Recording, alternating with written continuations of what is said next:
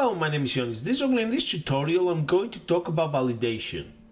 Validation allows us to ensure that options that we don't have will not prompt to people will not be able to purchase, or products, for example, we don't want to allow people to purchase, or we don't want the application to crash if one of the options doesn't exist. In order to do this, I'm just going to create, for this example, I'm going to create a console application by using Visual Basics. I'm going to go to File, New, and select Project. I'm just going to select Console App.NET Framework. If you use Core, the process is pretty much the same. I'm just going to call this Validation. Validation App. And click Create. Now, for this validation app, I need two variables. So dim validation as boolean. So I want to check the value if it's true or false. And the other one will be dim product as a string. Okay. So now within my sub, I'm going to create an anchor point here. I like my anchor point, so try again. I'm going to call it colon. Okay, so here we're going to create a do until loop. So we'll say do until validation equals true. And then within my do until loop, I want to create a select case. So I will say, before I create the select case, I will want to prompt the user with some instructions. So I'm going to type console dot write line. And then within the console dot write line, I'm just going to put the message that I would like, please. Oops. Please type the product that the product you would like. Okay, then I want the user to type something, so it's going to be product dot equals console dot read line. So I want to read what the user has typed, basically. And now I'm ready to select my case, create a select case. So select case, and my select case is product. I want to make sure that the product that the user has selected exists. So the first case will be case product 1 P1. I'm just going to say if the product 1 exists, then I want to say validation equals true. So that's correct. So I do have the product 1 in stock, and I will say console dot write line, and then in brackets and double quotes I will say you have selected the product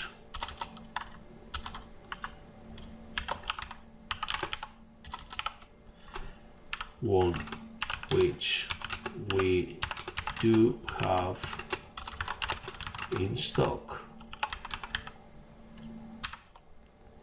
Then I will say, I'm just going to copy this, Control C to copy, Control V to paste. I'm just going to type here, please press the enter key to try again. Try again, different product. I could put there, or whatever message you want to have. And I will say console dot read line. So I want the user to be able to read this information. And then I will say go to, and then I will say try again. Oops.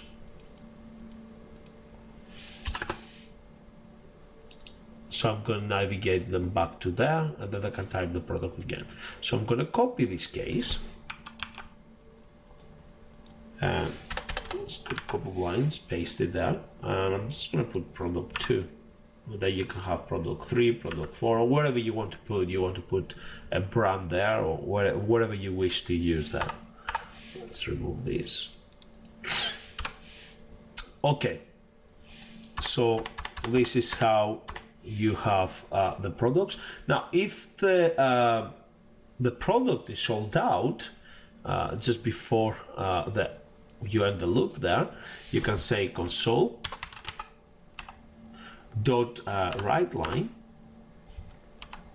then in brackets and double quotes you can say sold out,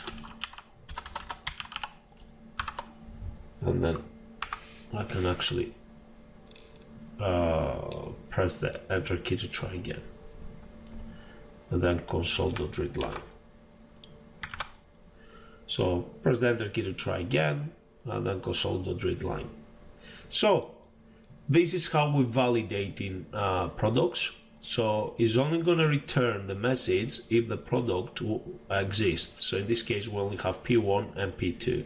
So if I press the start button, please type the product you would like.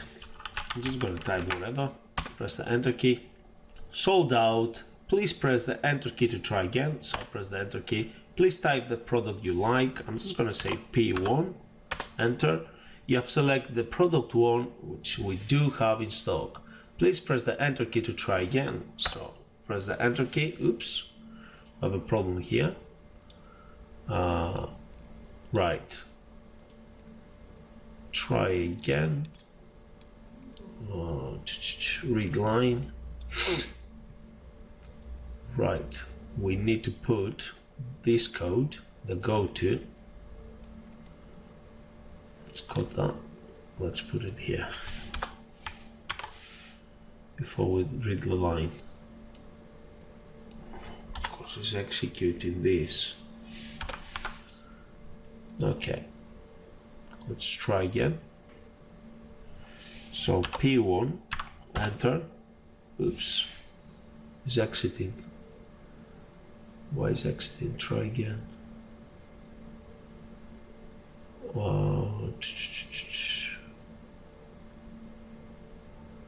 Right, okay.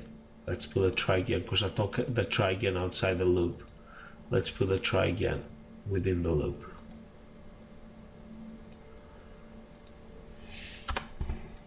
So let's put this there. Try again. Let's put this back the way we had it before.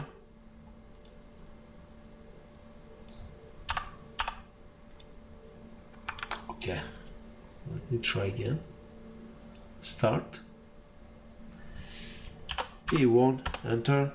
You have to select the product 1, which we do have in stock. Please press the enter key to try again. Press the enter key.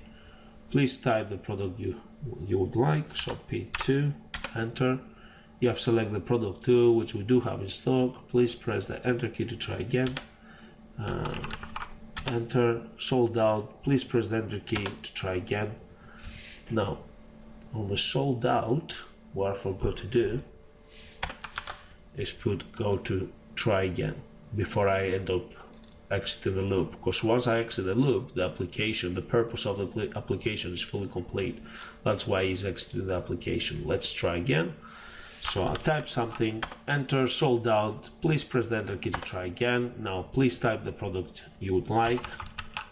Enter, sold out. Please press the enter key to try again. Please type the product P1. Enter. Oops. Because I put lowercase p. I'll put the caps there. P1. Oh, sorry. Please press the. I didn't read the message. You have selected the product 1. Okay. So as you can see, this is how we apply validation into a module, into a Visual Basic console app.